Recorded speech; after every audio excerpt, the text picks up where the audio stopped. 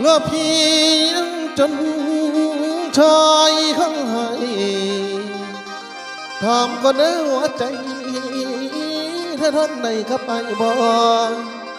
เรามีเพียงใจคือตัวแต่ความจนทนอยู่ไกลท่านใดบ่ละนาง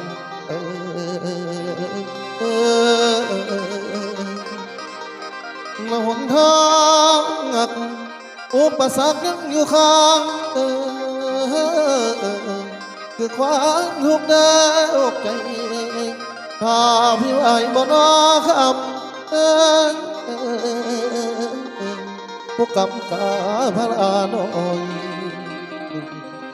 ละคันเธอคอยเธอท่าเมียพังนาอายบ่วันสีโสพระฟังคอยละเจ้าเพียงเธอว่าสิรอพอฟังคำ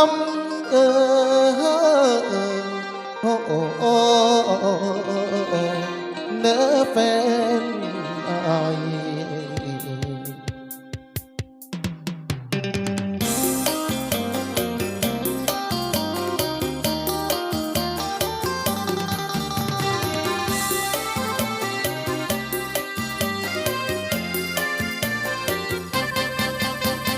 ขอถามเจ้าเรื่องหาเขาเปิดเผยความในอยากถามหัวใจว่าไอ้จนเจ้าทนได้บ่อุปสรรคของความหักที่ต้องให้รอหลายข่าวบัวทองเจ้าจะรอที่ได้ไหมนะทุกอย่างบนเส้นทางคนจนมุ่งหมายเธอทนได้ไหมถามหัวใจตัวเองไม่น้อยหากยิ้มจากปากเธอที่รักคำเดียวว่ารอที่คงบ่ท้อหากเจ้ารอจะขอสู้เพื่อรักทางเดินฟังนี้เพิ่งนำอยากยิ่งทั้งชีวิตไอ้บ่นิ่งที่สูงขึ้นบ่ต่ำลงหลายห้อยคงมัดผ่าบ่ทางตันแรงใจฉันนั้นเธอที่ฝ่าฟันดันดินยกเลยหินเป็นความพร้อมจะไล่ขันเป็นเจ้ารับได้สิขุดไม่ก่อนต่อต้องบ่ท้อ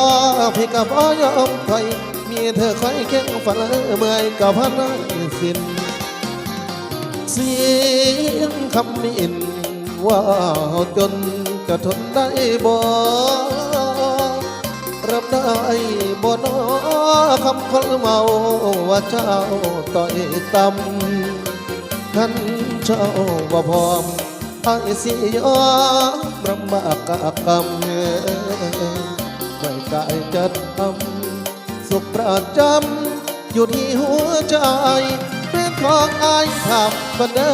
ว่าใจจะร้อนในหรือบ่ทั้งเมื่อเจ้าบ่ทอจะยอมสู้ทุกทางถามเจ้าบ้างคนใดบ่ความทุกข์สวกอยู่ในหัวใจเจ้ารับไป